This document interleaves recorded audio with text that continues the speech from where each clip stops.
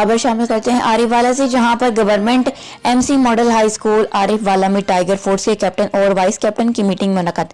तफसीलात के मुताबिक Ehsaas Kifalat centre government MC model high school Arifwala में टाइगर फोर्स के कैप्टन और वाइस कैप्टन की मीटिंग मुनक्कद हुई, जिसकी सदारत जनाब राना तारिक कोऑर्डिनेटर सीआरटी और सदर पीटीआई तहसील आरिफ वाला ने की। मीटिंग में एहसास किफालत सेंटर में ड्यूटियां सर अंजाम देने और प्रोग्राम को ऐसे तरीके से अंजाम देने और मुकम्मल एसओपीज पर अमल दरामद करवाने के हवाले से ब्रीफिंग दी गई और आखिर में राना तारिक कोऑर्डिनेटर सीआरटी और फोकल पर्सन मोहम्मद अरशाद बारी ने टाइगर फोर्स के जवानों से खिताब किया।